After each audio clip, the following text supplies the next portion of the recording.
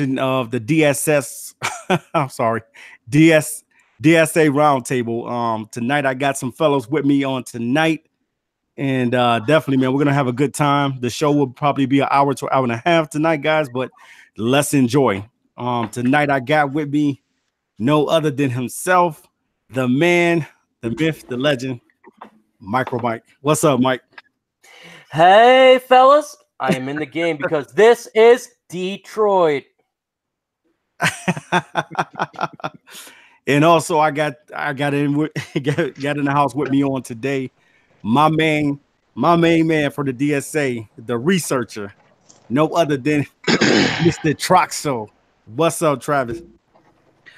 What's good, everybody? And then also with me on today, the man that always holds it down, always on the round table, the heart of the city, 313 J-Mo. What's up, J-Mo? What it do, baby? And last but not least, the field general himself, Mr. Luke G. What's up, Luke? Man, let's get this thing going, baby. I'm ready. What's up, guys? Welcome to another edition of the Roundtable. We are back to you to give you that unbiased media, and you know what we do. We bring the heat every time we bring it. All right, guys. So let's go ahead and get into it tonight. Let's do it. Also, guys, let's give a shout out to those that's in the chat section too. You want to do that, Trox? Yeah, I could do it. Okay. Shout out to Abhay Nalk. Shout out to James Willis, JGB. What up, doe?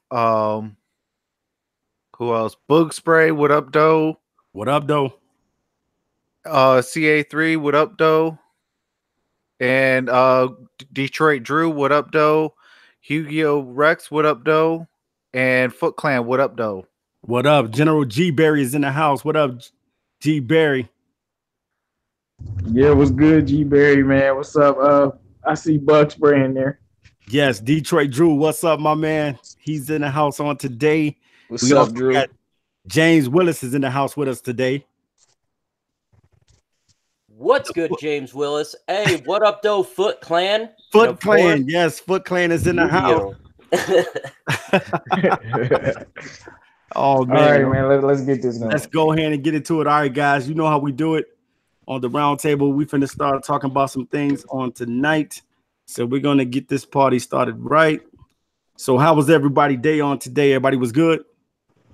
Nobody got stuck in traffic or nothing like that? Man, listen, I'm driving right now through this bad weather. Yeah, I got rained on earlier. Overall, man, I'm good, man. I can't complain about a little water when there's some people out here who going through some drought. So I'll be all right. Make sure you guys like the video.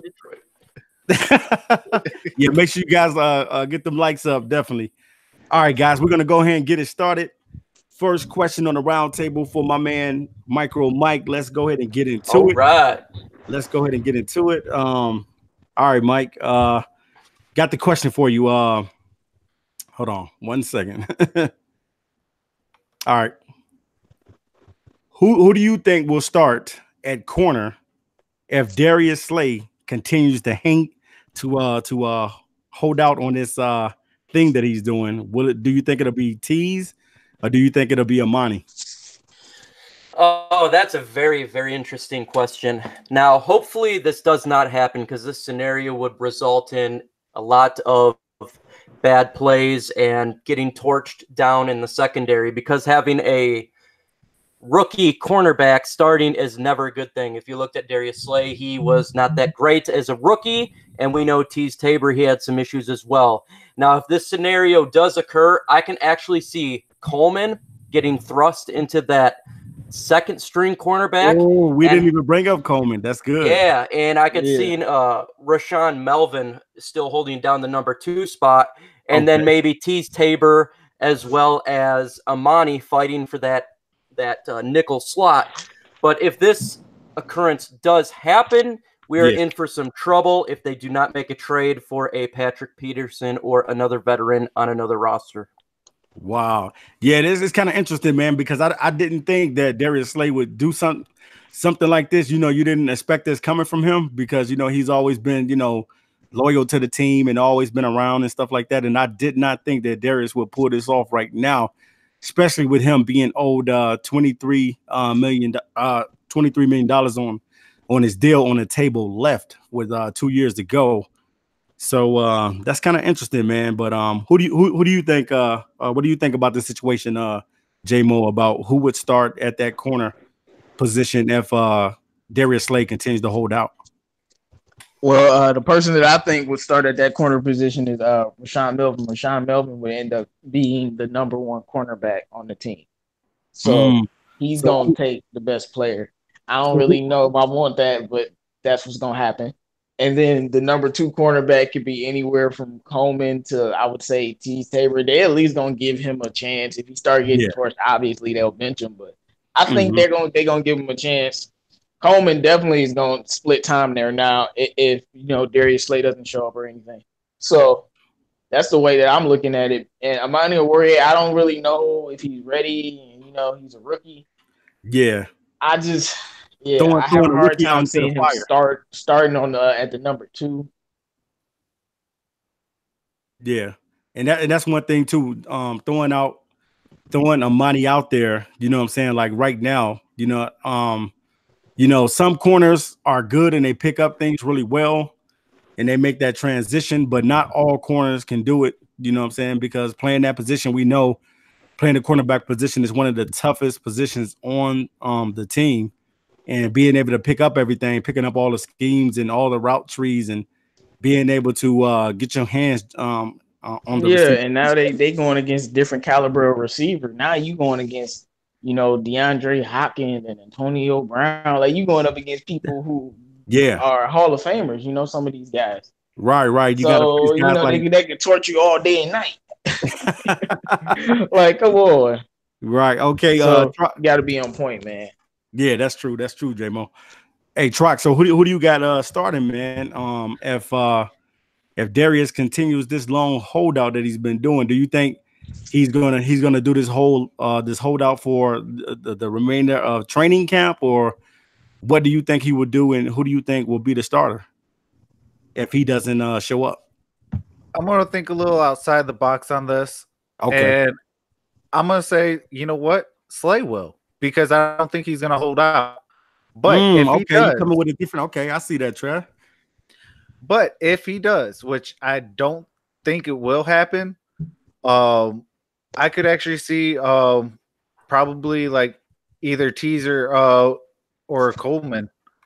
I really, because I mean, with Coleman, he got paid. What was that, like $9.5 million?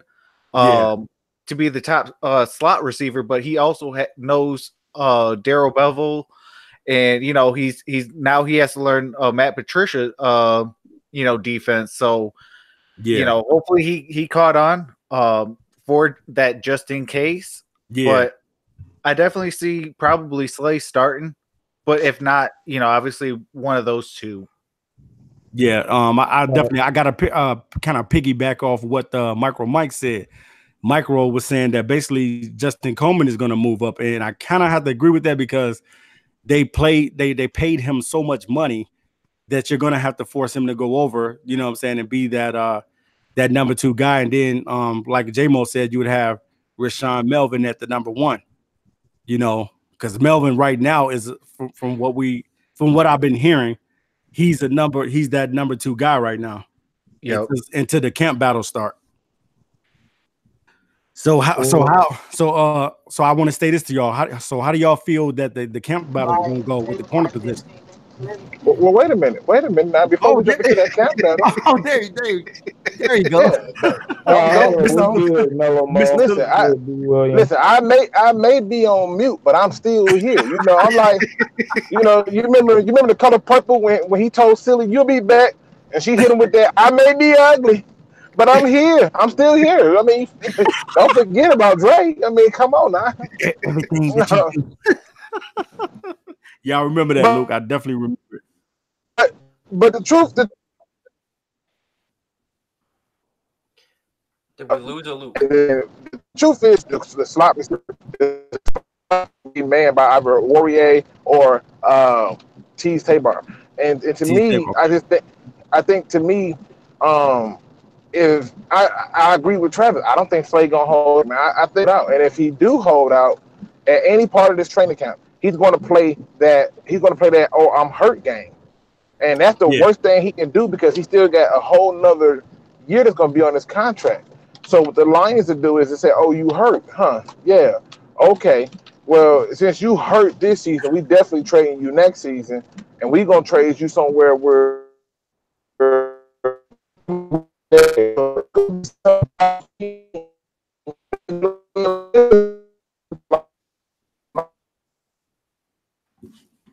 Yeah. I think he hit a dead spot. He's in no man's land. So yeah, I definitely think that I think the camp battles is going to be very interesting, guys, because these guys are going to really compete. Because if I'm a rookie and I'm coming in, my job is to try to come in and beat out some of these veterans. You know what I'm saying? One thing that I got on my side, but Rashawn Melvin, he played in this system before, and I've been hearing nothing but good things about him. So I definitely think Slay is going to show up. But even if he didn't, Rashawn Melvin looks like the best cornerback we have right now. Because other than him, you have Tease Tabor, who's up and down, and we don't really know. And then you have Amadi Aurier, who is even more unknown. The only other proven veteran guy is Justin Coleman, but he's not really a veteran. He's young.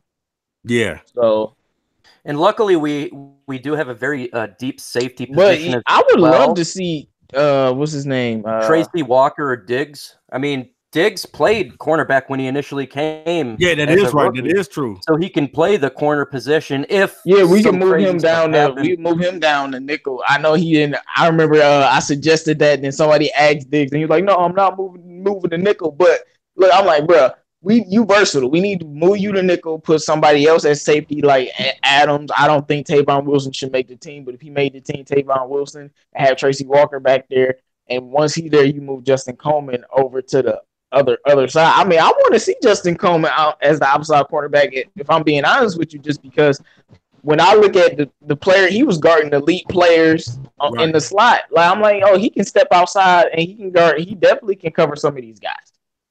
Yeah. What up, Doe Gridiron Blitz? What up, Doe 91 Mac? What up, Doe fellas? What up, Gridiron? What up, Gridiron? What up, Gridiron?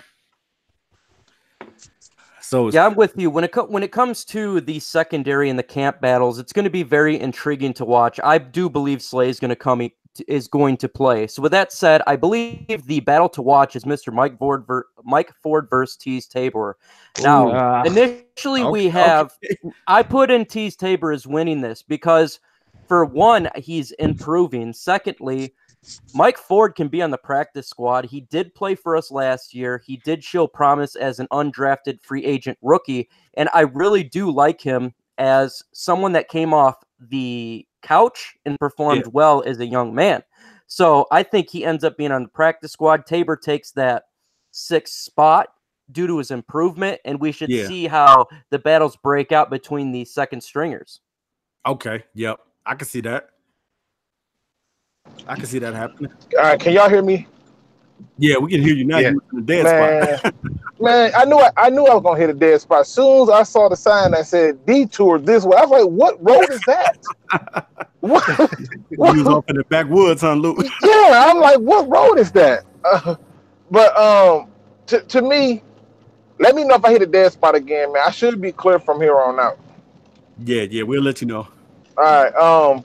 Again, people, I apologize. I am on doing my duties as a family person. So at the end of the day, and it's raining, so I'm being super careful, trying to get myself home safe and sound. Yeah. But yeah, I mean, to me, okay, how can I best say this? J-Mo, I pray your scenario do not happen. I do not want to see Quandre Diggs at the slot corner. Why not, Luke? I think Tavon Wilson at safety is horrendous. Will Harris. And it's a potential he still makes the team whether we want him to or not, and they would put him there because that's what he's done. Well, here's the thing, J-Mo. The question you asked was why not. So let me go ahead and finish telling you the why not. Then I'll let you rebuttal it, because that way you can go ahead and get down my throat. But here go the facts, man. That is but anyway, Quandre Diggs. Quandre Diggs at the slot was okay. But moving him to the slot just to fill that spot and exposing the top of our defense, I'm not willing to do. I mean, like, let's be honest. Byron Jones for the Dallas Cowboys can play safety and can play corner. They don't move him. Even when they got promised, they don't move him. So for me, it's one of them things where I look at it and I say, if I'm going to give the top of my defense up, I'm good. I'll wait it out. I'll wait it out. It's like who are you going to put back there that's going to get you close to his production? I'm not even sure that the rookie Will Harris will be able to give you that production that you get from him. I think if you tell me they move him to the slot and put Tees at the safety, then I might be all for that experiment. But if you tell me we got to keep Tavon Wilson, did you not hear me mention what's his name, Adam, before Tavon Wilson though? Listen, I don't want none of them guys. Why we can't keep Tavon, Luke? Let me tell you something. Tavon is like Tavon, in my opinion, is like when you walking through a nice wooded area on a trail, and then you get to the end and discover there's a tick on your leg, and you don't know when he got on you, but he's there now. That's what he is. And to me, he's that thing that you just walk by and was like, oh, he's here. He's not nobody that's going to make plays that's going to change it. People forget. And that first game against the Jets, he was the starting safety. Yeah, he was. They made him look real bad. They made him look real bad. So I'm not on board for that. I'm not even think we got going to consider. Safety, is what you're saying. Yeah, but I'm not considering moving Quandre Diggs at all. I'll move. I can't, because that was Quandre's. It just can't happen. That was Quandre's natural position, right? Wasn't he? Yeah, he wasn't okay at slot corner. He was literally the number one slot corner in the league that year. He murdered Antonio Brown. So that's what I'm saying. And we had to move him to safety because we didn't have any more safeties. And that's what happened in that Tampa Bay game. Let me see. Luke, you can't hear you, Robo Luke. Robo Luke. Patrolling the streets of Detroit. Can y'all hear me now? Yes. Yeah. Now back to Luke G. You was Robo Luke crazy. Man, this thing crazy, man. And we're back to Robo. I hate this kind of stuff, man. But So Diggs being at that, Diggs being at that slot corner, that kind of scares you a little bit.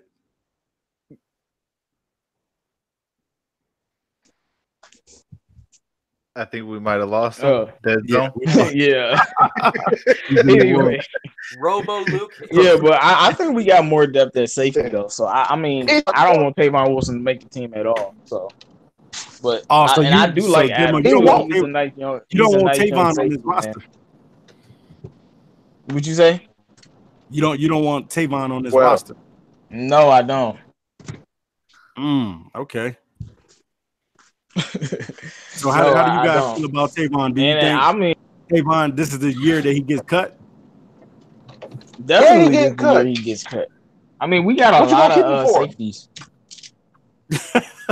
So he can greet everybody at the door, Luke. Man, listen, the only thing he can greet is the bums on the curb of the training facility, because he needs to be out there with him. He does not. This is the thing. You have to be able to bring something to the team. Right. He's not good on special teams. Yeah. And he's not even a suitable backup, in my opinion. You can't just. I watched too many games where he came in and was getting torched, and I'm trying to figure out how. Wow. Like how are you getting torched so bad? Nope, can't do it. No, won't do it. Not on duty. Not on duty. Wow. Yeah, I can see that. I can see that, man. Oh, that's crazy. Hey, man, we're gonna go to the next topic. We're gonna talk about Snacks now. Now, if Snacks does not show up, which we already know, Snacks is pretty much, you know what I'm saying, one of the number one run stuffers in the National Football League. If Snack doesn't decide to show up, how good do you think these guys, Deshaun Hand and Ashawn Robinson, will be? You know, if they had to replace him. Oh, me first. Oh my God, Okay. me first. Go ahead, Luke. Okay, here's my opinion on it. I think Snacks is a huge asset for the Detroit Lions. I really do. But seeing how the defense is played out is predicated on you being able to maintain gaps to free up the linebackers. Yeah. You can get anybody to put somebody in a gap as long as you can't be moved. Mm-hmm. That's the benefit. So if you can't be moved but still get to the quarterback, that's cool. But the overall benefit of that defense is for people to hold their blocks, their blocker at check enough for the linebackers to roam on the blitz. So for me, if he's not in, they should be okay. Yeah. But I mean, you know, I don't think that we live and die with Snacks being in the game or not. Right, because everybody knows that Snacks is really good. When he came over to the Detroit Lions last season from the Giants, he changed the face of the defense. You know what I'm saying? He was able to come in and be productive and make us look a little bit better. So with that being said, having guys like Deshaun Hand and Ashawn Robinson, I think those guys won't miss a beat. I think those guys will be able to hold their own as well. I'm gonna say that because me and Ashawn, Ashawn had a decent season last year. Yeah, he did because somebody else was there. If you go through even in his college career, he wasn't even the best D tackle on that Alabama team.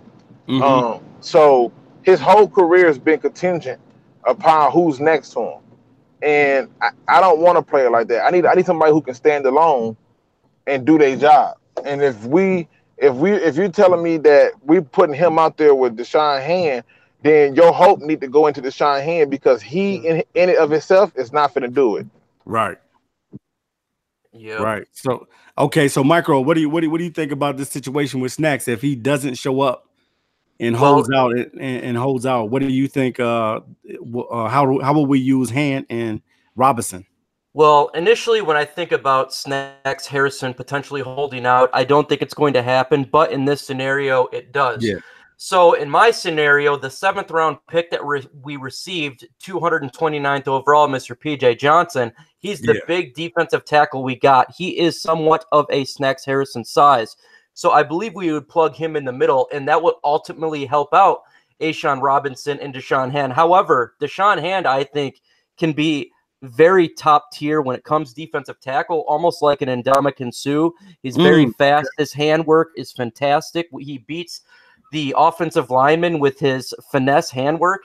And so I think he's going to have a great season, whether Snacks is there or not. But if Snacks here, ultimately, he's going to get one-on-one matchups more. Now, Ashawn Robinson's a little different. I feel he did get better by the end of the season. He struggled a little bit in the beginning. Yeah, I'm not 100% sure if that was the fact that he did not have that big body next to him, if he could handle, getting double teamed here and there. So I think he will actually slip a little bit, but I think Deshaun Hand will rise no matter what.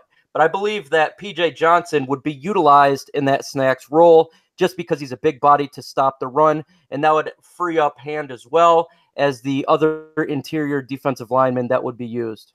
Wow. Okay. All right. See that? Hey, J-Mo, what do you think about that? How will the production out of Deshaun Hand and Ashawn Robinson if Snacks is not there? Well, Deshaun Hand is the one that I'm least concerned with. I think he's going to, just like what MicroMike was saying, I think he's going to be great for us. But Ashawn Robinson, I'm a bit iffy on him. I don't know why nobody brought this up, but I think we would use Trey Flowers more at defensive tackle because he can play both positions. Yeah. He's great on the edge, though, and we know how great he is on the edge, but if somebody don't show up by necessity, he would play more defensive tackle than maybe we want. I mean, not wanting him to, but maybe he normally would have if Snacks was there. Yeah, I can see. Yeah, I can see Flowers and Deshaun Hand. If PJ Johnson makes the team, I definitely could see him filling in that role, but he has to make the team. That's still up in the air with him, but it will be interesting to see. But I'm not entirely sure that Snacks and these guys not showing up. I'm just not. Wow, yeah, that's so true. That's so true. So true. Man, so Troxel, what do you got, man? If Snacks is not going to be able to be out there and he holds out, what do you think Deshaun Hand's going to be in A'Shawn Robinson? Now, I will agree with everyone. Deshaun Hand without, or even with a half a snack. Deshaun Hand's going to be a beast. Like, that's just Deshaun Hand.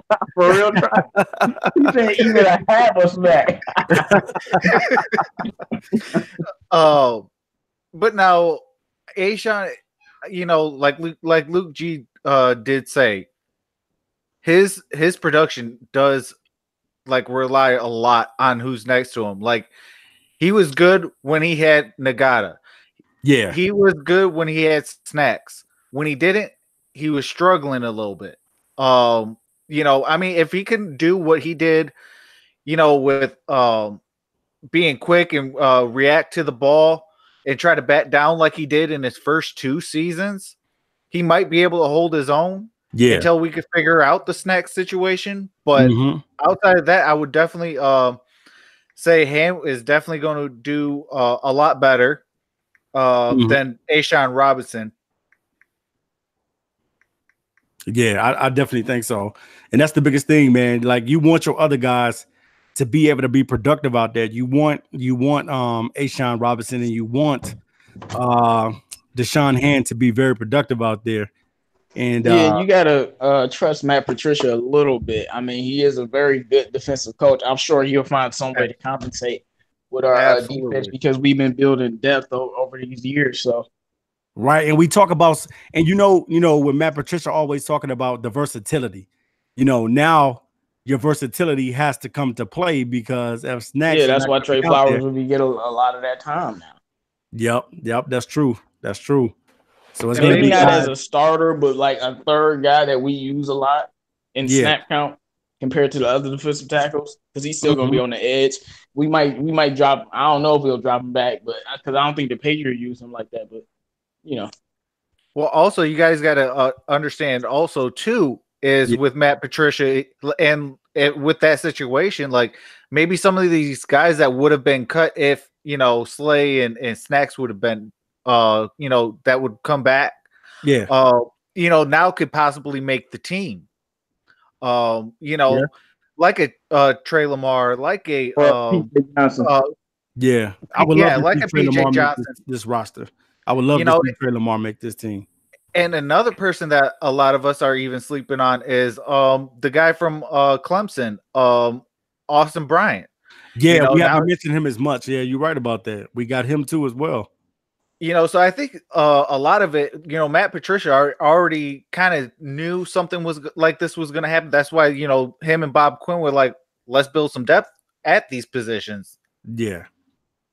So that's the reason. Yeah, that's the good thing. That is one of the key reasons why they said that, about being able to get that versatility out there and being able to have the depth.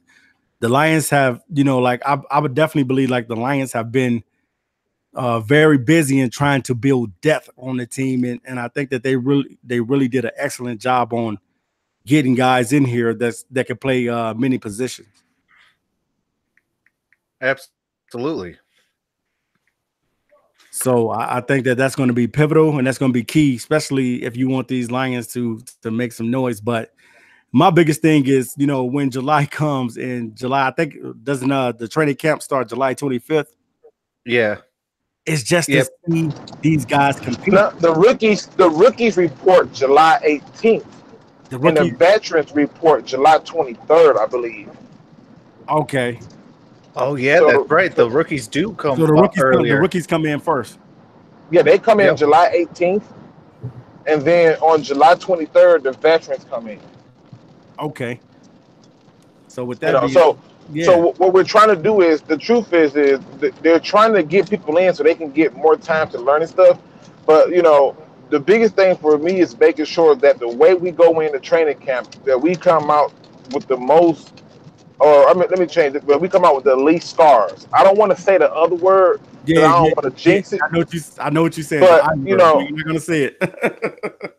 I want to come out with the least amount of scars. So that's my goal and my objective. But yeah, those other people, they don't have a, they get a little bit do that, and so the veterans have a little bit more time to be off and heal and get their stuff in order. Yeah, that's true.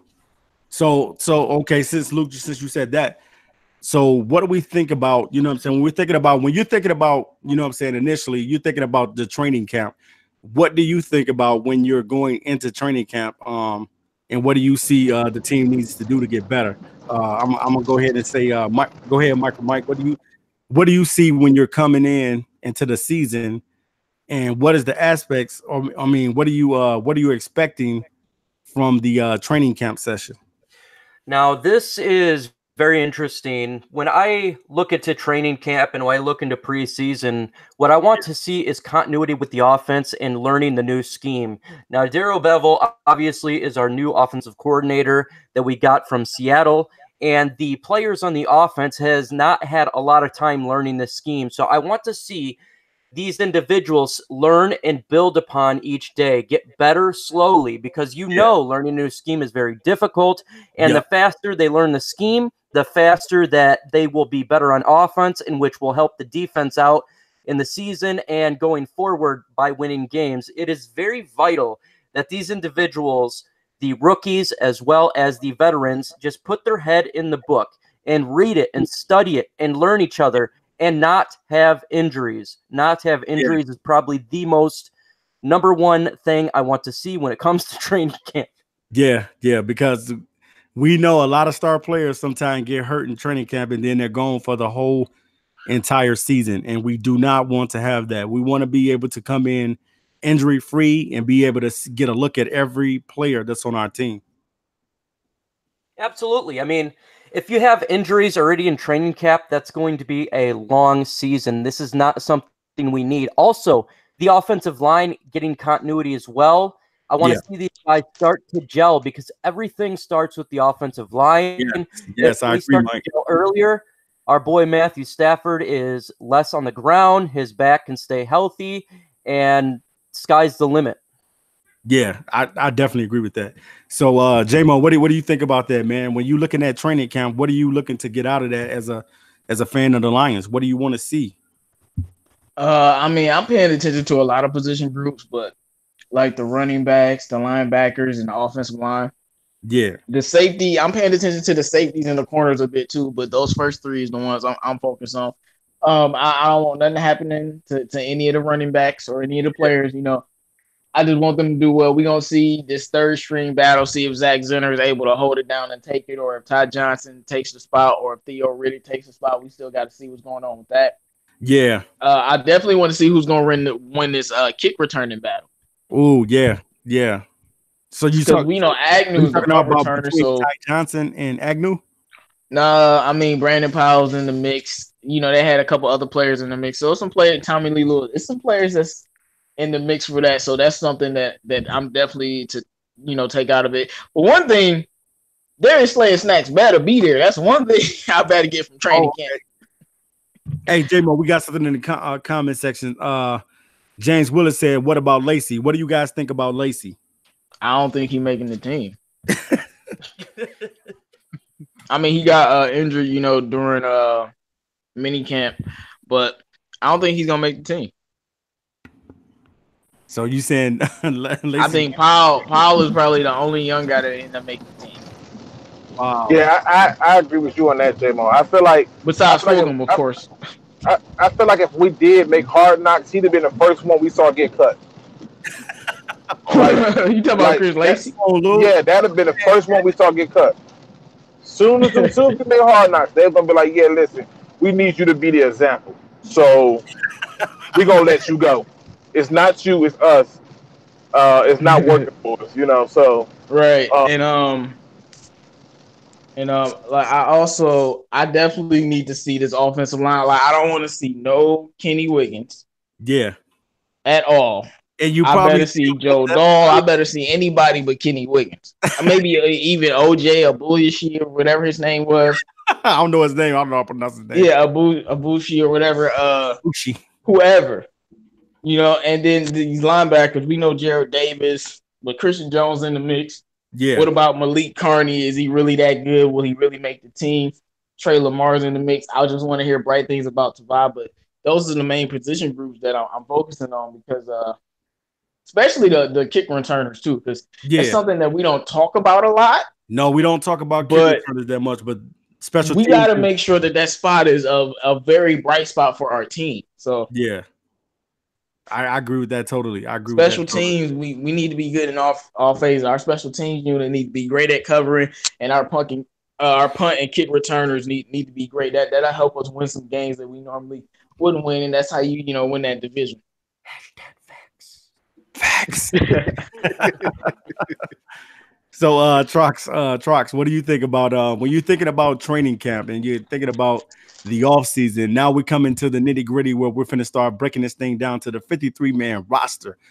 And you're looking at training camp on the outside as a fan. What are your expectations of training camp? My thoughts on training camp and the things that I want to see is definitely I want to see, and shout out to Is Sincere. He said, what about Nick Bogdan? That is one person that's on my list of players to watch because I feel like, in order to have a power run game, you need a fullback, and when you have one and you have, a CJ Anderson, helping with that, how you going to stop that? If he can come back and actually have his real rookie season and do well, that's going to help that run game. Yeah. And then on top of that, you got the your TJ Hawkinsons, your Jesse James, your Isaac Nada, I want to see those guys, and also with the run game, that's really what I'm focused on. Okay. And then Trav, you mentioned those tight ends. I want to see if they do some three tight end sets. Right. I was just about to bring that up. Absolutely. I want to see if I hear about some of that. Yeah, I think like my number one goal, you know what I'm saying? When I go in and I'm looking at training camp, I'm looking at if these guys are working hard. Number one thing I'm looking at is the offense right now, because for the last past 2 or 3 years, the offense has been kind of like stagnant and they have not really progressed, because if they have, you know what I'm saying, Matthew Stafford wouldn't be getting sacked 17 times in 2 games. So I'm looking to see how well would Taylor Decker look out there? How is Rick Wagner looking? How is some of these new guys that's going to be incorporated, Terrell Crosby and all of these guys? I want to know, will they be able to protect Matthew Stafford this season? Because if Matthew Stafford gets that protection, like I've always said, I'm telling you, man, Matthew Stafford is going to do some danger out there. Absolutely. I also think that offense was vanilla as well. And the offensive line is going to be... That offensive line was vanilla, no extract. Bro. that offense was so... The offense was horrible. Right. Luke G, so what do you want? We had better weapons. We had better weapons too. Yeah, so I mean, well, this year compared to those years. That's totally true. Luke G, when you're looking at the offseason, looking into training camp, what do you know what I'm saying? What are you looking at when you're coming in to a new fresh season? What are you looking at when you're looking at training camp? Players competing. I need to see everybody at every position competing except quarterback. I bet I hear nothing about Tom Savage being in competition with Matthew Stafford. I don't want to hear that. He's a backup. Let him do a backup's job. But outside of Tom Savage, every running back, I want Kerryon to be pushed by CJ. I want CJ to be pushed by Kerryon. I want Marvin Jones to feel the heat coming off the back of his neck because of Kenny Galladay is trying to explain to him that your time is coming short. I want Kenny Galladay feeling like he's still a rookie trying to earn his spot because Marvin Jones has told him, young buck, I'm still here. I want competition across the board. I want to see the tight ends get mad at each other for making catches. Okay? I want the offensive line to actually cuss and punch each other every time they get a good block. I want people to compete and do it at the highest level possible. I want people uncomfortable. I want people worried and not able to sleep, meaning that they got to step and read more playbook because one mistake may be the difference. All I want to see is competition across the board. I can care less what plays they running in there. I really could. I can care less. I want to see it be a full battle royale for your spot. If you want this spot, Flash, you want it, you can't have it. I want people out there being petty with Preston curl perms, telling people that they not having it today. I want somebody to go full David Ruffin and just tell the Temptation it should be called David Ruffin and the Temptation, i.e., it should be called the Matthew Stafford and Detroit Lions, or it should be called the Frank Ragnow and Detroit Lions. I want pure competition. If I can't get that, if I can't get that, I can care less. All the plays that they call, that is number one for me, competition, and number two is on top of that is just get out of there healthy. Get out of there healthy, and we good. and another thing I want to see, and it has nothing related to the players, I want to see Free and other individuals drop these moronic articles about the Detroit Lions so I can get on YouTube and destroy them single-handedly. Destroy the moronic content that they spit out. And I can't wait to see Carlos Manure cry when I destroy him on a YouTube video and everyone thumbs down his. Preach it, brother. Hey, Mike, so you said you don't even need your brothers that day. You're going in, man. Oh, man. Just like Eminem said when he was with Trick. D12, I don't need you. I don't need you this time. I'm going in on this one, man. Yeah, because I got a lot to say about those guys, and it is my honor and pleasure to dismantle their articles that are so dumb. Literally, IQs fall. Doing an article about how Kerryon Johnson can catch a football. Where did this come from? Kindergarten? Marvin Jones, I still got it. Hey, Marvin Jones trying to show the whole world he still got it. Did Detroit have a football team? All right, Mo. I see you. Hey, I see. Make sure you guys like the video, man. D. Williams said pure competition. Dr. Dirk said competition and health. Yes, those are two key components, man. That definitely we want. We want our guys to be healthy, man. We don't want nobody getting hurt or injured. Yeah, the health is the number one thing, man. Yeah, that's the number one thing. We don't want none of our guys getting hurt, and you know how disappointed. To me, it's health and Kenny Wiggins at this point. Health and Kenny. Like that's one and the same, because if Kenny Wiggins on that left side, it's over. So you said Matthew going on his back again. So stay off the back, man. What do you think about Bo Benchwa? Like, I want to see if some of these rookies can really make some of these veterans sweat and crack, in places, get on the first string or something. Mm-hmm. That would be something very, very interesting to see. I really want to see what Hawkinson's gonna do, because I know he hear all the chatter, but he's like, all right. I can't wait to see Bo Benchwa in there, man. We got him. I cannot believe we got him as a free agent. He should have been drafted from Wisconsin, 5th round. But we get him as a free agent. Yeah. He has a really good potential for this team and to grow and become this year's Terrell Crosby like we got last year. I think, man, I really want to see what he can do. Just what 313 JMO said. He makes a fantastic point to see these young guys, these individuals we drafted, see how well they perform and if they can beat out some of these old vets. 1991 Max Deck says, who's going to be our surprise player? I say Okawara. I mean, well, y'all know how I feel about Tracy Walker and what I've been saying about him, but I think Deshaun Bryant's going Austin Bryant, is going to end up being Austin Bryant's going to end up being a surprise player. Hey, I don't know. I just feel like we going to maximize his talents. You know who I'm picking to be our surprise player? I'm picking one of the linebackers, and you know who that is? Jelani Tavai. Oh yeah, I'm picking Jelani Tavai to be my surprise player.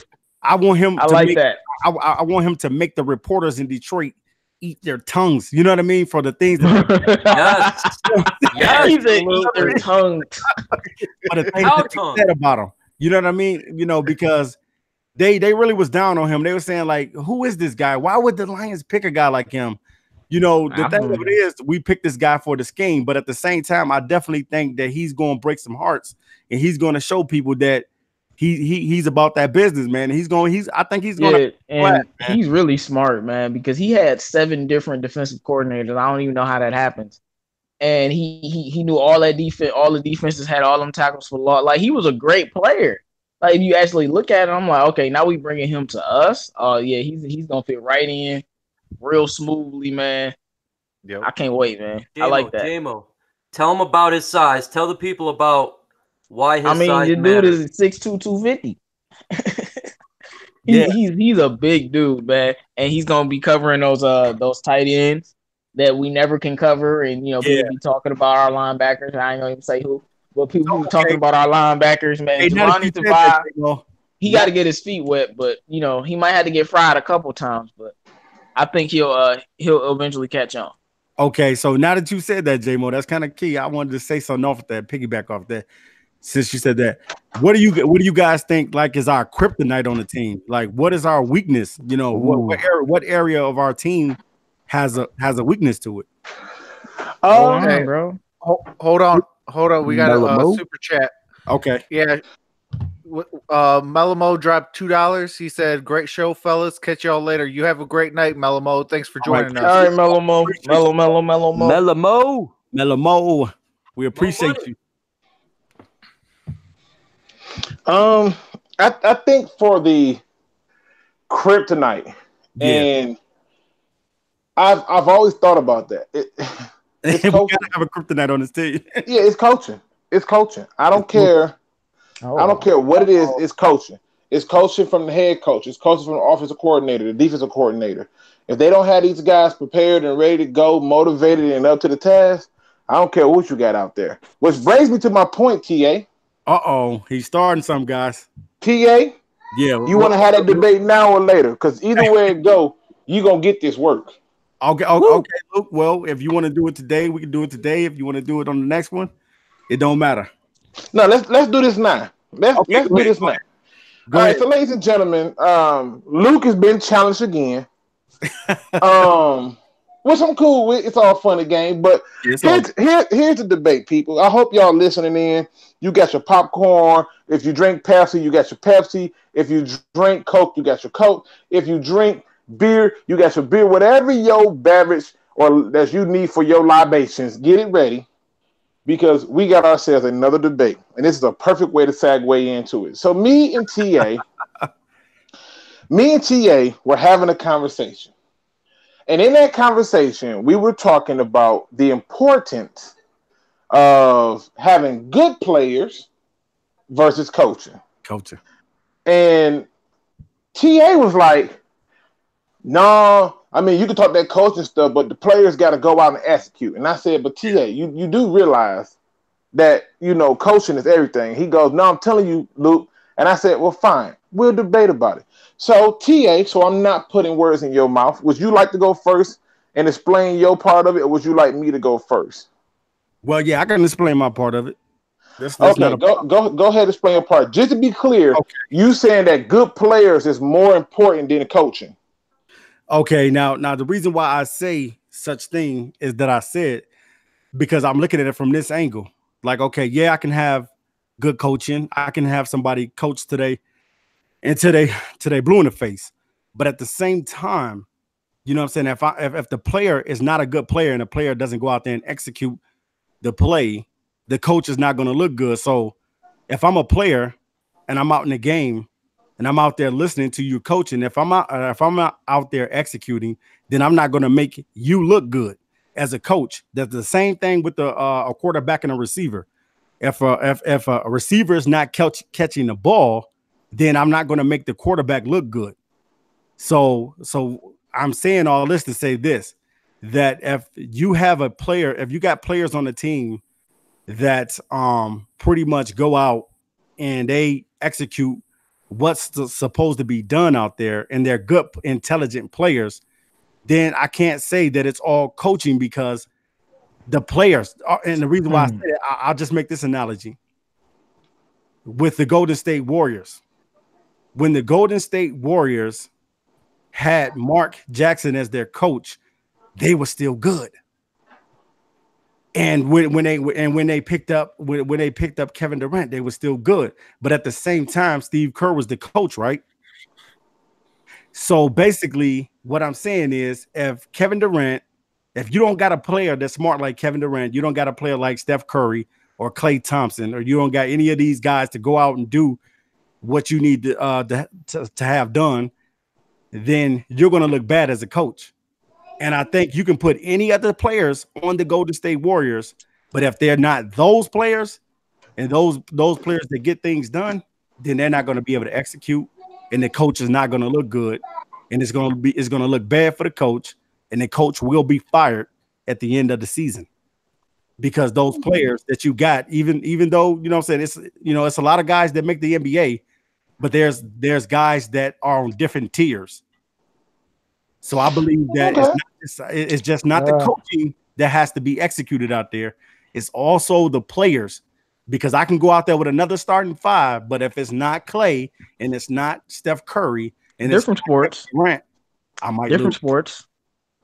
Well, hold on, J-Mo. We want to let him get all his thoughts out. I don't want him to say he was interrupted at all, and then we're gonna let y'all interject in and get the work in. But let him get his piece out, because before I put this first nail in, I want him to at least say that he got his last words on. Go ahead, finish up.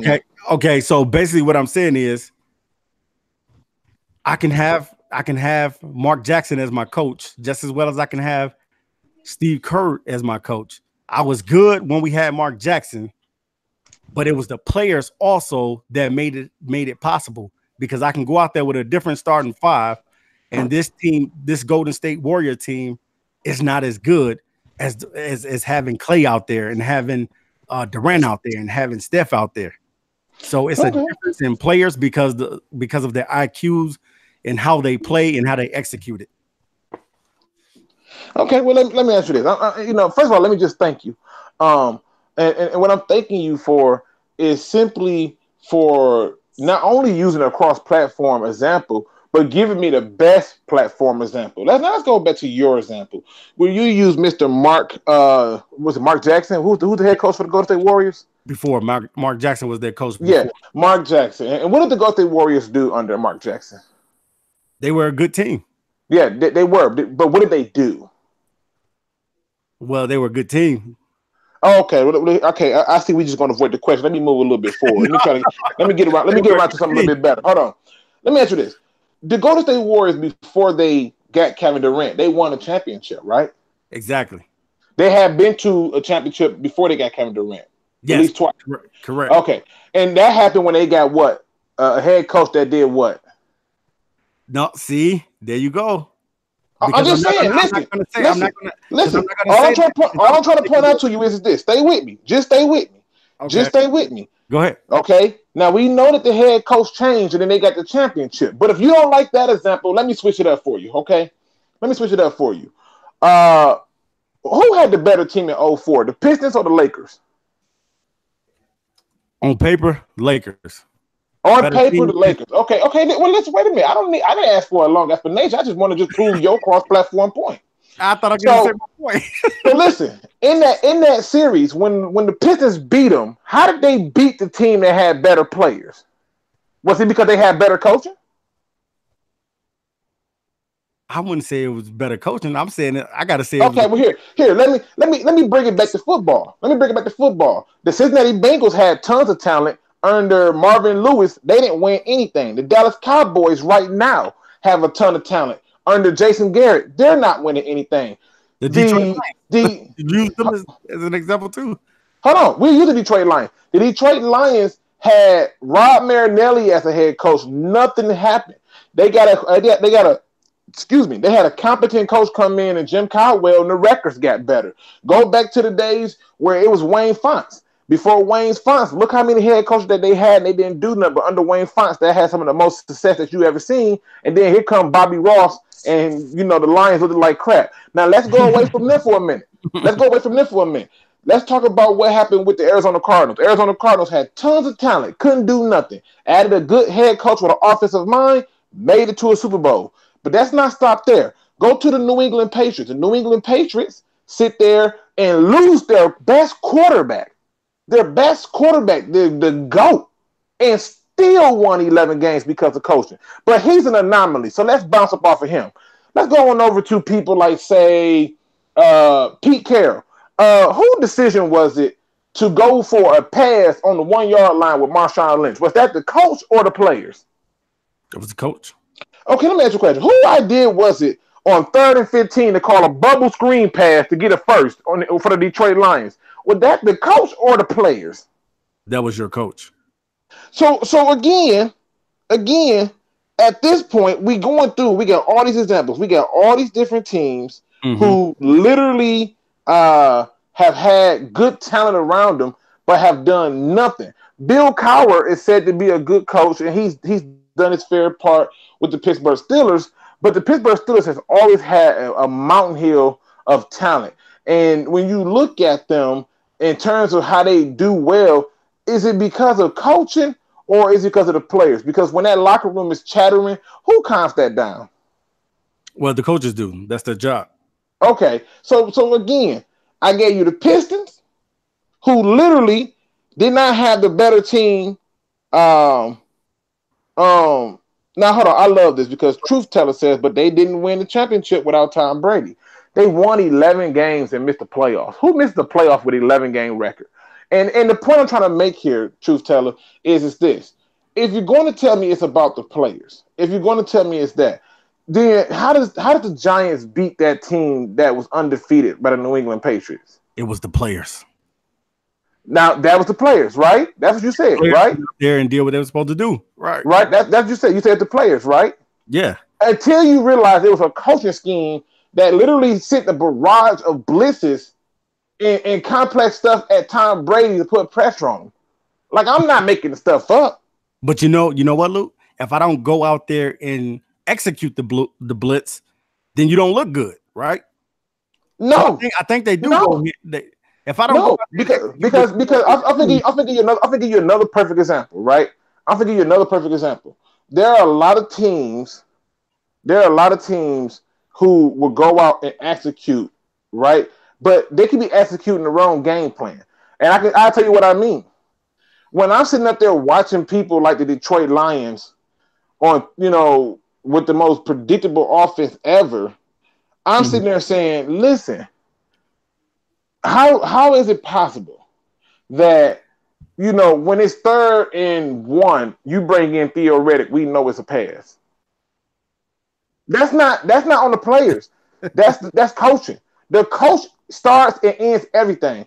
Go back to the Bill Walsh era. Go back to the John Madden era. These guys came in, put their stamp on these teams, and you saw a difference. And when those coaches left, they was terrible. I'm gonna give you my best example to prove to you that coaching is more important and that coaching will stand out always. Go and look at that Los Angeles Rams team. That team under Jeff Fisher, they was getting ready to call Jared Goff a bust. They was getting ready to ship him up out of town. They was tired of the Rams. And then here come McVay. And now they compete. One guy. The Chicago Bears were the dumpster of the NFC North for like 2-3 years. How would McVay look good? How would McVay's system look good if the player ain't going out and executing his system? Listen, the system for execution has to be one that works. When a play works, it's designed. They can go out and execute, but a lot of times y'all have to be able to execute something that's going to work. There have been plays that people have called and they thought, oh, this is going to work, and you realize it's not. Like how the Lions like to call these double reverses like they're doing something, or like they like to call the play action 100 times. So let me ask you this then. So would you say to me, if you asking me, it's kind of like an oxymoron, because I believe like both of them X out each other, because you need me just like I need you. You know what I mean? If you're the coach and you're asking me to go out to, the play is blue 19, strawberries in the middle, Omaha. You know what I'm saying? Go out and carry out the play. You know what I'm saying? I go out, carry out your play, but because I'm out there, somebody comes in and blesses me, and I run the opposite way. Was that on the coaching, or was that on the player? Because that happens a lot, where you go out and send out a play out there, but the player actually does something else and ends up scoring off the play. Now, I don't know how many times that has happened in football, where you go out and send the play out to the player, and the play gets blown up, and the guy ends up doing something phenomenal. You know what I mean? But how do you explain all the teams in all these different leagues with great talent who don't do well until they get a coach? The Torontos, the Dallas Cowboys, the Cincinnati Bengals, the New York Yankees, the Detroit Tigers. Everybody pitched a fit about these people. But even go to the Red Wings, once the head coach left and they had all the talent in the world, it just wasn't the same. It just wasn't. Okay. This scenario, then you give me Kawhi Leonard. Okay, you give me Kawhi Leonard. If I'm Dwayne Casey, and see what I do. You get what I'm saying? See what I do. If I'm put in that position, because but TA. One thing you gotta realize with coaching is your whole team can be star-studded in football, because I don't think basketball is as comparable, because a great player can always carry it in basketball, because it's right. It's 5 ain't nobody gonna tell me Tyronn Lue's a good coach. Right? Come on, ain't nobody here saying that. What happened? He couldn't even calm them down and get it together. He got players out there thinking other stuff. LeBron was the coach and the facilitator behind that. But and there's a lot of average teams in the NFL that make the playoffs, and they don't have good rosters. We've seen it plenty of times before you coaches elevate a roster. Then we've seen bad coaches with great rosters, and then they do nothing. I mean, look at the Falcons. Look at the talent the Falcons got. So, oh my God, they lost Kyle Shanahan. They was trash. So that was all poor coaching. And all I'm pointing out to you is this. I'm just gonna rest my case. I'm gonna rest my case on this factor right here. Okay. If I had to have one, whether it be good coaching or players, I'm taking good coaching every step of the way. Okay. When I can look at all the great teams in the history of the NFL, they had good coachings. I mean, go and look at Joe Montana with and without Bill Walsh, and we can talk about it. Okay, I hear you.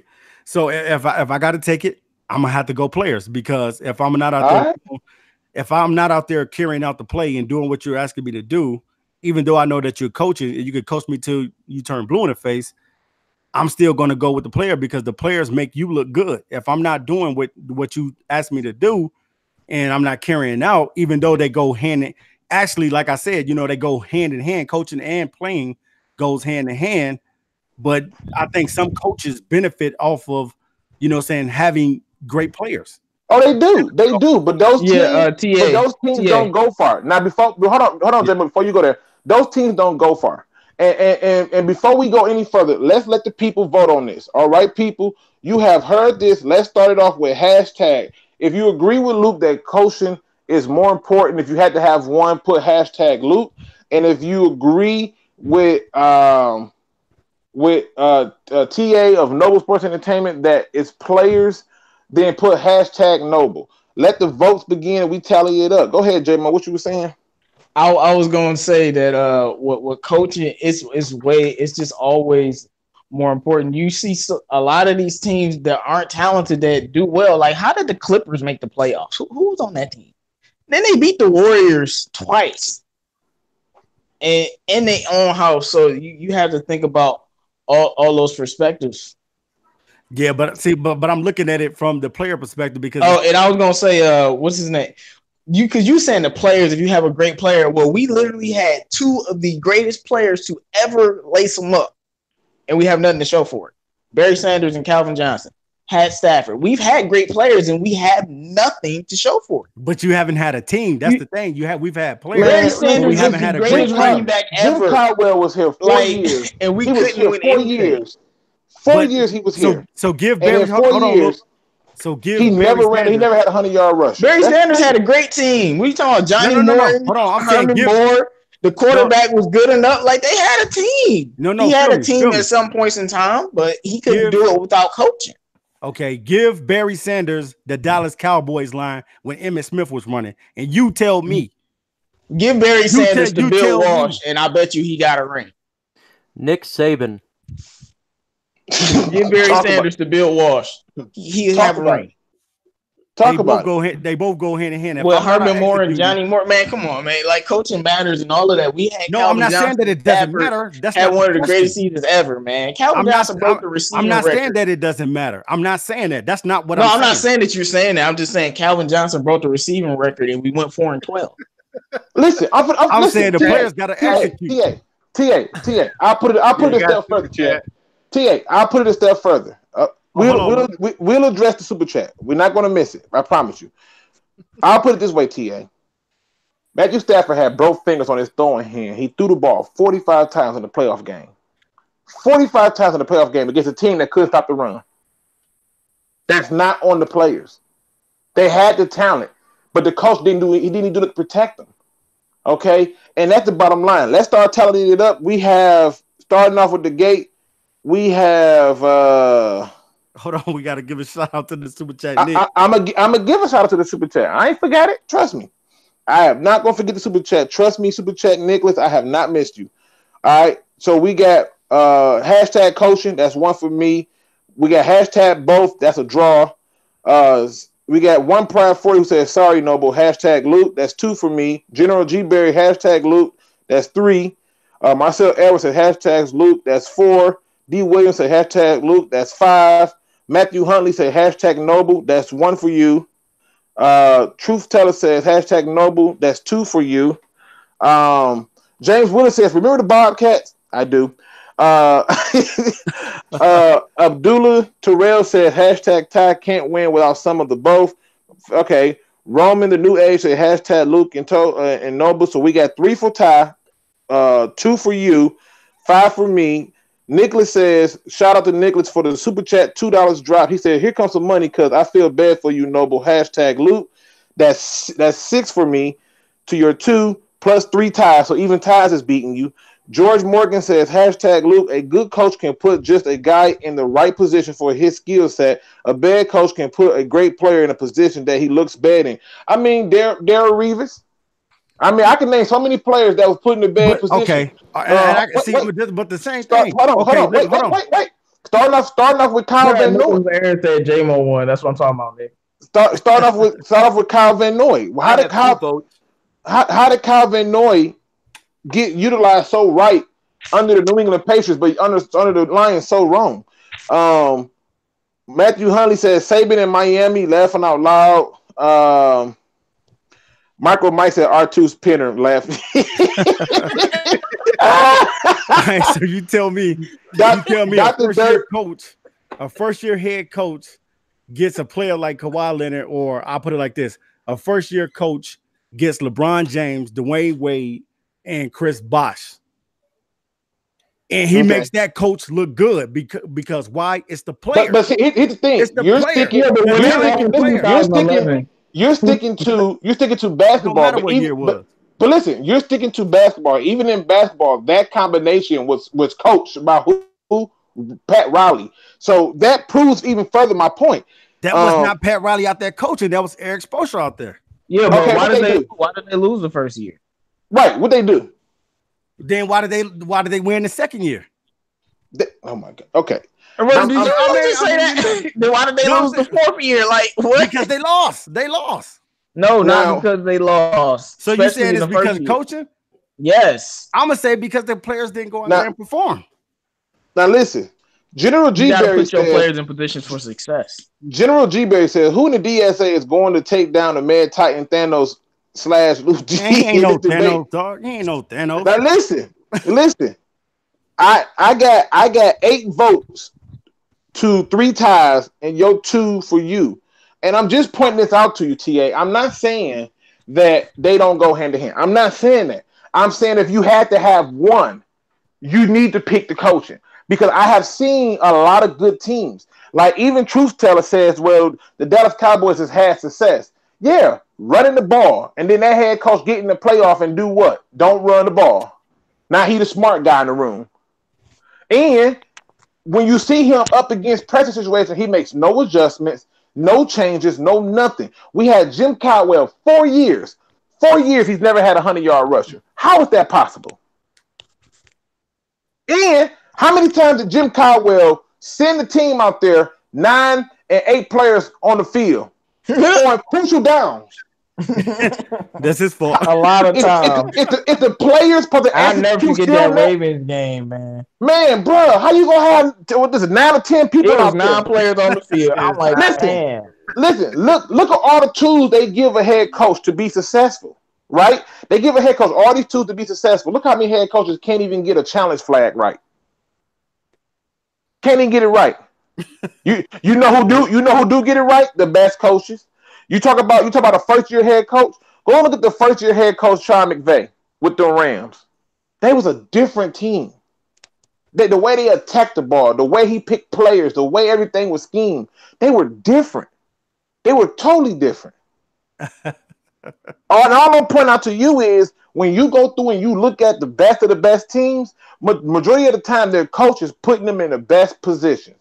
Okay? You hear it all the time where like Lawrence Taylor said you couldn't tell him nothing.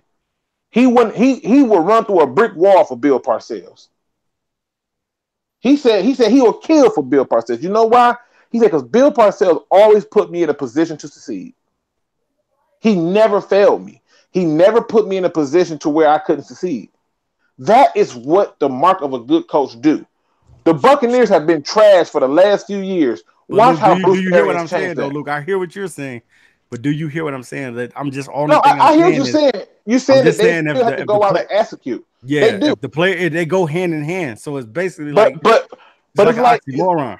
Yeah, but it's like what comes first, the chicken or the egg? At the end of the day, who sends in the play? The coach sends in the play, but who executes the play?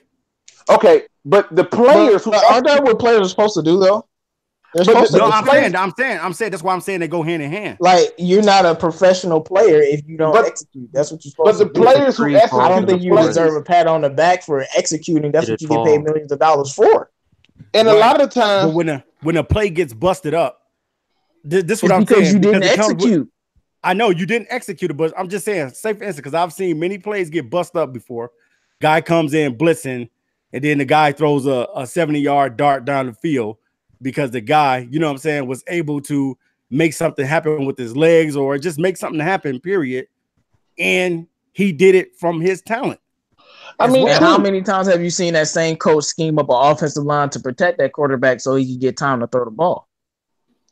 Well, that's true. Or run the ball so to take pressure off of him. General G. Berry point this out. How many of y'all remember that dream team the Eagles had? You know, D. Williams says, Luke, the exception to the rule is Barry Switzer. Yeah, but look at the team Barry Switzer took over. Man, look at Nick Foles. They still had the talent there for it with Barry Switzer. So is Nick Foles better than Carson Wentz, or was that coaching? With that coaching, because either that or he better than Carson Wentz. No, I really. Yeah, really. He's number one. He's the number one pick in the first round too. He ain't no scrub. Had a great college career. Like what we talking about? Had won a playoff game before Carson Wentz was even on the team. And I'm just pointing it out that at the end of the day, I get what you're saying that they got to execute, but they're given something to execute. Like even in the military, the general gets so much for having strategies. And Mike, you can contest to this. You've had some people who have been in charge who have made some dumb decisions that have resulted in dire situations, and the ones who made the best decisions had a higher success rate. Now, I'll give you a perfect example. just go and look at we should get Micro and TROXEL'S thoughts on this, man. Yeah. Absolutely. Mike, what's your thoughts on it? Okay, so obviously both need to be together. But if I'm going to pick one, I'm going to look at the past and see how the history defines this over what's current. And when I think of the history, I think of Don Shula when he was with the Baltimore Colts. I think it was 63 through 69 in Miami, 70 through 95. He had 16 division titles, I think 6 Super Bowl appearances, and won a couple of them. Then, of course, he got Vince Lombardi when he was in Washington and Green Bay. Bill Belichick, obviously, Bill Parcells. These guys never had straight Hall of Fame players on all those teams, yet they were constantly going to championship games. And I believe having an executioner type leader, the individual that commands the respect, that commands plays, that players look to as a leader, that really defines how a team can go forward. I think they can take average players and make them much better than what they are, straight coach them up. Obviously, we've had in the past, when it comes to the Detroit Lions, we've had really poor coaches, and they're unable to coach players up for our team. You simply look at players that got traded away. You go to the Patriots, our linebacker we had, he was terrible with us. Now he's won 2 Super Bowls with the Patriots. I think it's very vital to have that leader who commands that team, that respect in all fields. And I think coaching is just a little more vital and more important than players in that sense, because you have one coach and you have 53 players. You can change out players, but you change that coach out, it's really going to hurt. If we had Bill Belichick on our team, I think we win more than 0 playoff games in the last 20 years. Now that's a fact right there for sure. Yeah. Now, shout out. First of all, I want to make sure I put these out because I am very big on those people who do things that I don't think I could do unless the war came to me. Marcel Edwards says, 12 years military, you are not lying, Luke. So, and then Truth Teller says 16 years in the military, currently both is needed. You cannot execute a plan without someone to execute it. Mm-hmm. You cannot execute a plan without someone to execute. Okay. But to both of you gentlemen, just want to say thank you for your services as well as to you, MicroMike. Yes. I mean, Mike, for sure. I mean, this is thank you guys. You know, we forgot about Trav, man. We didn't forget about Trav, man. I ain't gonna let nobody forget about Trav. Even though Trav be in the back like Casper, we got you. He was chilling, man. He was chilling. What up, though, Trav? Oh, okay. No, I was wondering, like, I'm like, did Trav something? Did somebody hit that Trav while we on the air and we didn't hear it? He was like, oh, y'all talking about me? That Trav? Who else on the name Trav? Come on, what? No, Lord, you guys were still but yeah, Trav, we're very curious what you think about this situation. Whether we talk about players versus coaching, whether you like both or like, you know, what's the route, you know, what you think about this, man? I mean, I am full on what do you call it? It does go hand in hand. Like if you put me out there in an NFL game and you tell me you gotta swim, spin, and duck and dodge, like I probably ain't gonna be able to do that, coach. You know, so I get where Noble's coming from and I get where Luke is coming from. You know, it does go hand in hand. But if you had to have one, if I had to have one, whoever's the GOAT. No, being serious though, man, that's a hard one. I guess I'm gonna have to get. I would have to give it to coaching because I mean, it's so hard because it's like, you know, I'm a firm believer, like especially in football, you are what your offensive line is, and that goes with coaching and in players. You know, on the offensive line, Your quarterback ain't gonna be good. Your wide receivers ain't gonna be good. Your running back ain't gonna be good if your offensive line is not good. You know. Yeah. Let me ask you a question. Trav, because you dancing around the answers. Let me ask you a question. All right. Can you who has been the best running back the New England Patriots have ever had? They really haven't had one. It's been a collective effort. Right, but they somehow end up in the top 5, top 10 rushing every year. Yeah. How is that possible? I mean, that's you got a coach that coaches them up. Let me ask you a better question, Trav. So we can start beating around the bush. If you took, say, Tom Brady, and Tom Brady started his career on the Detroit Lions, is Tom Brady Tom Brady? That was what 1990? No, 2000. So no, because we didn't have the right staff ahead of him, in place. So if you had to pick one, it sounds like you picking the coach. Yeah, well, I already said it. I would have to give it to coaching, but I mean, it's so hard because it's like the offensive line also dictates everything. Yeah, but they are an extension of a scheme, though. Like for example, you can't go out and just say I'm drafting best player available, something the Lions had did for years, and they pick up a guy like Calvin Noy and Akalama Francis. You can't go out and do those type of moves. So basically, Luke, what you're saying in a nutshell, if Matt Patricia don't do well this season, then we can blame him.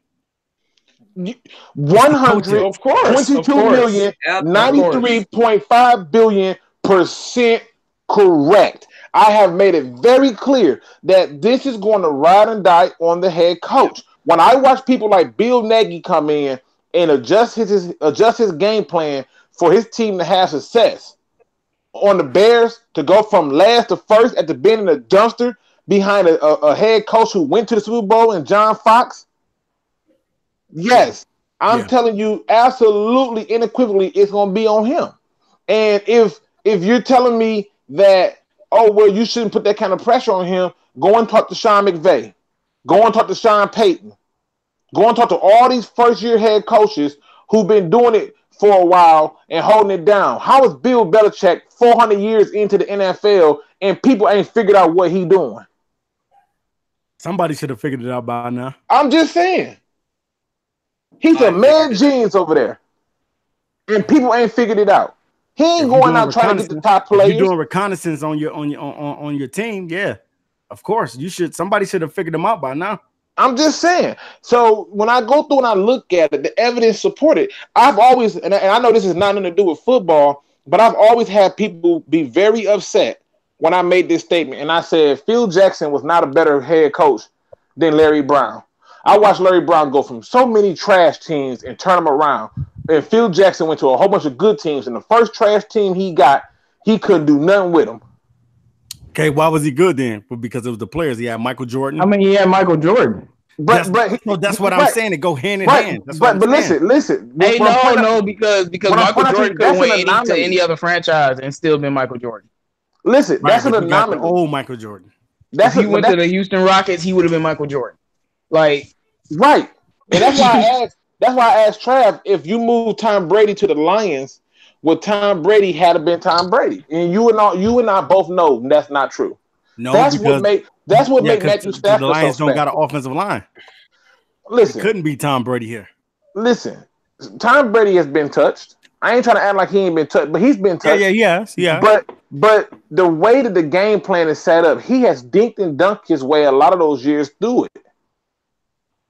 And that's the truth. If you can sit up there and you can come up with a game plan that slow burns people and you come out unscathed, it just is what it is.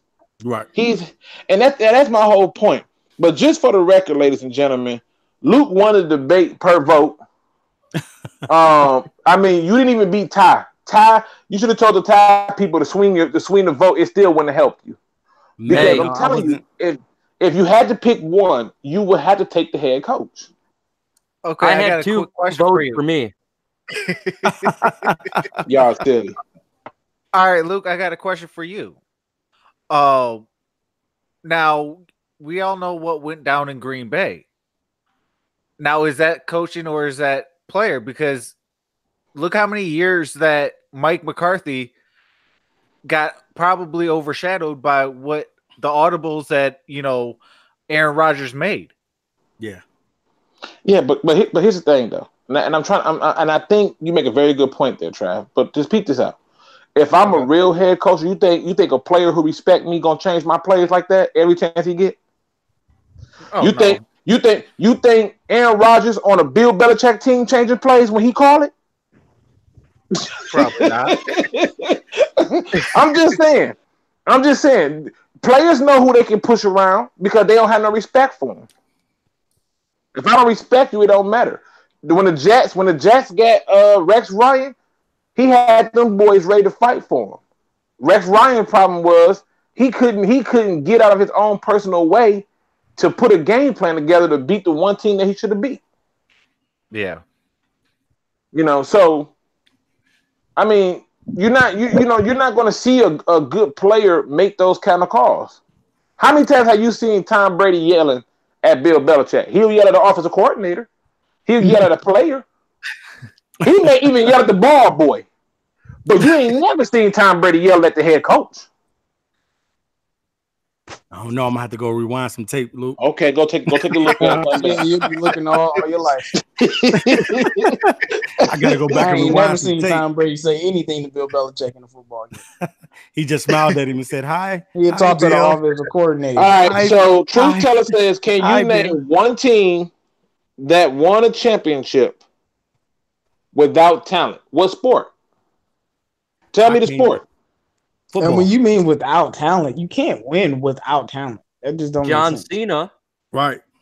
Nah, You gotta have some type of talent to win in the first place. It's been some teams where players it's been some teams who didn't have the best talent that year and they still won. I mean, but they still had talent. That's my point. Right. I mean, right. They had some level of talent, but the coaching is what put the talent over the top, man. So that's what put them on top. The 04 Pistons, I mean, they had talent on the team. We weren't talentless, right, but they wasn't better than the most talented team.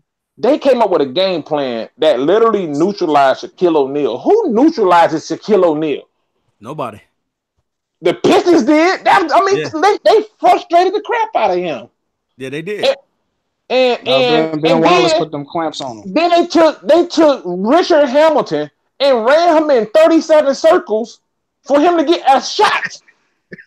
One shot. Right. He had Derek Fisher. Look, it was the player that went out there and did it. Who came up with the scheme to put was Rip Hamilton running in the circle before Larry Brown? Yeah, he been running circles since he was a kid. Okay, now let me ask you this. Go and look at how they executed it. Larry Brown understood how it needed to happen. He had a guy always on the perimeter who was coming in on help rebound with Rasheed Wallace. Okay, and then he would have Chauncey, who he knew that by having that guy roll up was going to give him some freedom to shoot open threes. With who down there? Tayshaun, Ben Wallace, and Rasheed. I'm merely pointing out to you that Larry Brown has turned around more teams than Phil Jackson. And I'm just pointing out to you that the great coaches do it. But I guarantee you, Phil is the GOAT, though, right? Take Coach K off of Duke and tell me how they do. Yeah. Coach K. Yeah. Phil is the GOAT, though, right? No. Why? Nope. Why not? I'd even say I'll go Greg Popovich before Phil Jackson. I would too. Greg Popovich done made every player ever. He just got Keldon Johnson. Keldon Johnson just dropped 29 in the summer league. So you're saying Greg Popovich is a better coach? Like who is Derek Favors? I mean, not Derek Favors. What, Derek White? Who's that? We know who he is now. Who's the Greg Popovich? Right. Who is Steve Kerr? Who is DeJounte Murray? Who is Kawhi Leonard? Who is Steve Kerr? Steve Kerr was knocking down shots. Listen, and I'm not even trying to be funny. Truth Teller, I do get what you're saying. Truth Teller believes it's both. I'm not knocking it. But Truth Teller, the point of this debate is if you had to have one. You had to have one. In other words, if it was between you losing a leg or an eye, what are you gonna take? Oh, I want both. You can't have both. My leg. You losing a leg I had to lose that eye. Which one you picking? He said his eye. I got to be able to walk. No, man. You know what I'm saying? You still got one good eye. Around, dog. You can roll me around. Yeah, without a leg, you can't walk. And MicroMike takes it to boxing. He takes it to boxing. Go and look at Mike Tyson with the coach, and then after the coach died. As soon as the coach died, he lost to Buster Douglas. Man, that's exactly what happened. He died and lost. He lost. Right. And I'm not saying that that truth teller, you're wrong. I'm merely saying if you had to have one, just one, would it be good players or a coach? All right, hey man. Even though I don't agree, he said Mark D'Antonio has done more or less. Well, no, I'll say look at Michigan with John Beilein. I mean, we went to the national championship game with Mo Wagner. Who was Mo Wagner? What? Mo Wagner. Even though we know Mo Wagner and Jordan Poole are NBA players. I'm just saying, Mo Wagner. How many players from that and a bunch of no-name guys? How many of those players from that national championship team that went to that national championship game for Michigan was drafted in the top 5? No. I can't say not even the top 10 or top 20. I'm just pointing out these facts. The coaching is amazing. Yeah, John Beilein turned our program around. That's why people are panic. Okay, now that you say that, now that John Beilein has taken his talents over to the Cleveland Cavaliers, they should be a playoff team next year. We'll see. I wouldn't say all that. Okay, it's the coaching. He don't got but the NBA is way different than college, though. Right. And what you're trying to do, listen. What you're trying to do is you're trying to move the goalpost. What we're saying to you is there are so many examples of a coach coming into a situation and completely changing that situation. I mean, I'll give you a perfect example. Everybody was hyped up at Michigan when Jim Harbaugh got there, but guess what? He was so much better as an NFL head coach. It's night and day when you look at the two. It's night and day. And to me, what I look at is if I look at, and I'm going to answer Truth Teller's question too. That's a good question, Truth Teller. That's not fair. Yeah. Though. He said, no, but it is fair. He says, I mean, it's like Michael Jordan or Phil Jackson. Who you choose? He says, okay, if you choose, he says, okay, if you a choice, LeBron James, Larry Brown, or Larry Brown, who are you choosing? Like I said, that's not really fair. But Michael Jordan would have been Michael Jordan. I need a coach. That's how I look at it. To me, but if it's I'm telling you, as somebody who played this game. Okay, so basically, if you put Bill Belichick on the Cincinnati Bengals, will he change that? Yeah, with all that talent. So the same question I'm saying, if you taking John Beilein over from Michigan over to, but you're moving. Look. You're moving. He has to be better. I got one question. If Tom Brady was on the Lions and Matthew Stafford was on the Patriots last year, do Tom Brady take us to the playoffs? No. Do Matthew Stafford and the Patriots go to the playoffs? Yes. Yeah. I was going to that's all I'm saying. I was going to be a knucklehead. I might be like, you can't stop it, bro. Stafford with that team. I was going to be a knucklehead. With Gronk and Julian Edelman and all that protection, are you kidding me? Well, no. Okay, so listen. Let me answer. Let me say this. Let me say this. Okay, TA. You got to look at this part right here too. If you had said if Bill Belichick went and took over Eastern Michigan, are they winning? And I'd have said, okay, we don't know where he is in the coaching ranks, but based on his history, I gotta believe they are. But when you just move him over into the same league, that's one thing. Beilein went from college to pros. That's different. Okay, now that you use that, let's say Nick Saban. Nick Saban went to the NFL, but he was no good in the NFL, right? And had to go back over to college because he belongs in college. Agree. So when Nick Saban came over, what team did he coach? Was it the Dolphins? Yeah, I was saying, but who was on the Dolphins? I don't know. That's what I'm saying. They didn't really have nobody. Here's the thing. Truth Teller says that's not true because Bill Belichick was a losing coach before Tom Brady. No, he wasn't. He was coaching with the New York Giants. They gave up on him in Cleveland way too early the to Cleveland implement Browns. his scheme. Right, Yes. right. Yeah. And Cleveland was mad that he left. Yeah, You know, like Trav said, man, he was coaching with the New York Giants when they won championship. But yeah. Now here's another one. Abdul Terrell says, name one coach that won without a Hall of Fame talent, at least one Hall of Famer. Well, here's the problem with that, Abdul. Most times when they win that championship, they get a Hall of Famer. It just seems to be hand to hand. When a championship, that person goes to the Hall of Fame. It just happens. There are a lot of people in the Hall of Fame that really should not be there, in my opinion, but I'm gonna leave that alone. But because they won that championship, a lot of people that will make it and should not be there. Like exactly, I love Julian. Like, Eli Manning is going to make the Hall of Fame just because he beat Tom Brady. Super Bowls. He won Super Bowls. Yeah, right. Like I said, Julian Edelman going to be on the Hall of Fame, but is he really a Hall of Famer? Right.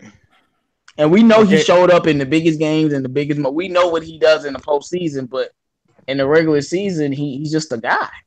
Now, listen, I want to be respectful to this. I know TA's on a short schedule. Yeah, I'm going to say we got 5 minutes, guys. He has to go and do. Well, let's do the last topic in like 5 minutes. Let's try to do the last topic. Do you believe? I think you had another topic. Yeah. Do you believe in Coach Patricia? All right, let's start with Micro. Quick answer. Yes. Man. Yes, I believe in Patricia, and Patricia I trust. I like the idea that he's bringing a toughness to this team. He makes them practice outside, whether Slay likes it or not.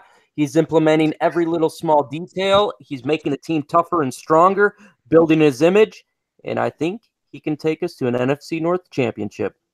Woo! Go, Mike, go. Hey. Thanks. All right, next. We have 5 minutes, so I just want to do quick. Let's go. Let's go. I go. I'm a push on it. I saw some things in his coaching last year that irritated me, but then I saw some things that was really good where he picked it up, and said, "Hey, this is my job as a defensive-minded coach to get this defensive right," and he did. So I give him that, but I'm a little scared a little bit. I'm not gonna lie. I'm a little skeptical about what he brings, but the fact that I know that he's not gonna put his hands all over the offense and it's gonna be all a Darrell Bevel thing, I'm still 50-50 on him.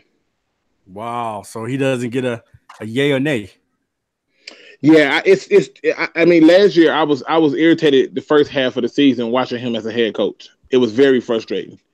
Okay. No adjustments. Not starting Glover Quinn, putting LeGarrette Blount in too many games. It was frustrating. Okay. So you half and half on Patricia. Okay. So J-Mo, what you got? I definitely believe in Matt Patricia because he's giving me something that I haven't had with the team for some years. It's something I can count on. I can count on as long as we don't have any drastic injuries. I can count on the defense being good.